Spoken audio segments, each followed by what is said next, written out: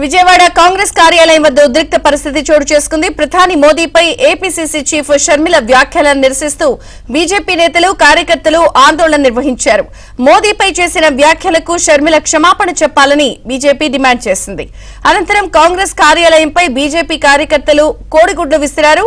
BJP Congress కార్యకర్తల మధ్య పోటాపోటీ నినాదాలు చేశారు. ఘటనా స్థలానికి చేరుకున్న పోలీసులు రెండు వర్గాల మధ్య ఘర్షణ జరగకుండా అడ్డుకున్నారు. బీజేపీ దాడికి నిరసనగా పార్టీ కార్యాలయంలో షర్మిల బైఠాయించారు. కాంగ్రెస్ కార్యాలయంలోకి వెళ్లేందుకు ప్రయత్నించిన బీజేపీ కార్యకర్తలను పోలీసులు అదుపులోకి తీసుకున్నారు.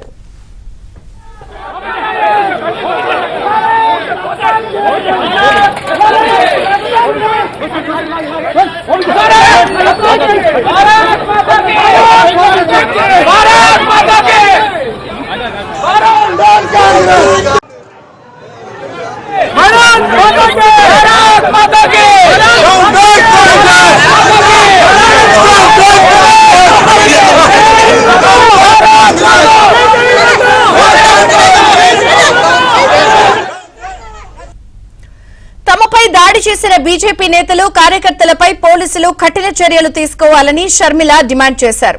దీనికి కూటమి సర్కారు సమాధానం చెప్పాలన్నారు. ఒక పక్క పోలీసు వాళ్ళు ఉన్నారు, ముందు చేసిన దాడికి నిరసనగా మేము ఇక్కడ కూర్చొని న్యాయం జరగాలి అని కొట్లాడుతుండగానే మళ్ళీ ట్యూబ్ లైట్లు బల్బులు మా మీద వేసి దాడి చేస్తున్నారు. ఇక పోలీసు వాళ్ళు వాళ్ళని కట్టడి చేస్తారు అని వీళ్ళు చెప్తుంటే మేము నమ్మాలనా?